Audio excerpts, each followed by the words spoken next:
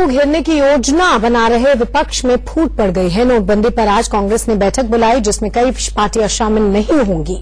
कांग्रेस की बैठक से मार्क्सवादी party, Samajwadi party, NCP, JDU शामिल नहीं हो रहे हैं। हालांकि तृणमूल कांग्रेस की तरफ से ममता बनर्जी बैठक में शामिल होने वाली हैं और इस बात की खबर है कि बैठक में सोनिया गांधी के शामिल होने की संभावना भी कम ही है।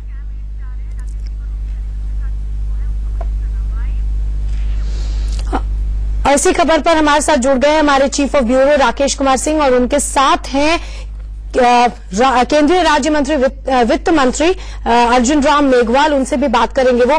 राकेश जी, सबसे पहले तो ये बताइए कि इस तरह विपक्ष एकदम अंतिम चरण में प्रेस कॉन्फ्रेंस के ठीक पहले फूट नजर आ रही है, क्या वजह इसकी हो सकती है? देखिए, नोटबंदी को लेकर जिस तरह से संसद में जो विपक्षी एकता दिख रही थी वो अब तार तार होती दिख रही है। आज जो बैठक है, इस बैठक में कांग्रेस के अलावा टीएमसी, जेडीएस और आरजेडी इस बैठक में हिस्सा ले रहे हैं। वहीं जिस तरह से इस नोटबंदी को लेकर जो पश्चिम बंगाल की मुख्यमंत्री हैं ममता बनर्जी, वो मुखर रही हैं। हमारे साथ बातचीत करने के लिए केंद्रीय वित्त राज्य मंत्री अर्जुन राम मेघवाल साहब हैं।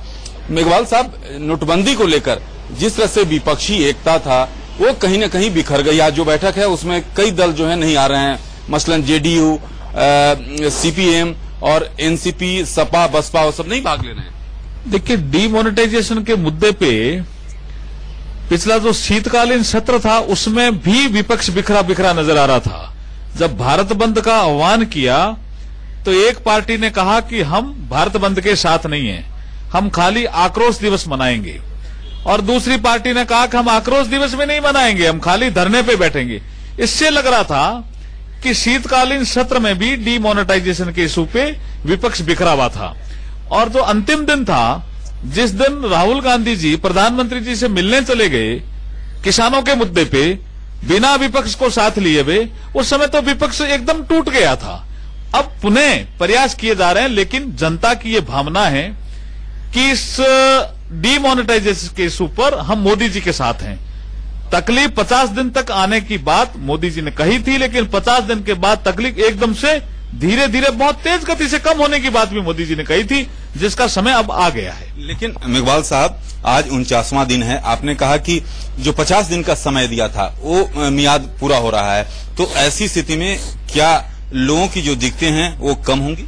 बिल्कुल कम होगी, और कम होती नजर आ रही है। कल मैं राजस्थान में जालोर जिले में था, मैंने 2 बैंक देखे, एक रीजनल रूरल बैंक देखा, एक नेशनलाइज बैंक देखा। अच्छा, सुदूर क्षेत्रों में अभी भी दिक्कत बना हुआ है, जो सुदूर गांव हैं? ये सुदूर क्षेत्र की बात कर रहा था मैं। जालोर जो है हमारे राजस्थान का एकदम आखिरी जिला है गुजरात से लगता हुआ। वहां जब मैं देखा तो ठीक है, आरआरबी में कुछ पैसे की तकलीफ थी, हमें भी नजर आई। तो आज हम उसकी रीजनल डायरेक्टर से, आरबीआई से बात भी करेंगे। लगातार हम समीक्षा कर रहे हैं, लेकिन अर्बन एरिया में चीजें बहुत तेज गति से सुधर रही है, रूरल एरिया में भी। राकेश जी, एक सवाल हम चाह रहे हैं कि आप मंत्री जी से पूछें कि क्या बेनामी संपत्तियों पर कोई कड़ा फैसला सरकार ले सकती है? देखा, कोई संकट आएगा? कोई संकट नहीं आने वाला है। चीजें बहुत तेज गति से सामान्य हो रही हैं। मैं जिनके पास 100 रुपए है वो भी चलन में लाए, और 500 का नोट सफिशिएंट मात्रा में बैंकों में पहुंच रहा है। मेघवाल साहब, बेनामी संपत्ति की बात, बेनामी संपत्ति को लेकर सरकार इस पर कब से कार्रवाई कर रही है और क्या करने जा रही है सरकार बेनामी संपत्ति को लेकर? देखिए, काला धन और काला बाजारी, इस पे चोट करने के लिए डीमोनेटाइजेशन जितना प्रभावी हो रहा है उतना ही प्रभावी बेनामी संपत्ति का अधिनियम होने वाला है। प्रधानमंत्री जी ने मन की बात में भी इसका स्पष्ट उल्लेख किया है। आने वाले समय में बेनामी संपत्ति वालों पे निश्चित रूप से कार्रवाई होगी।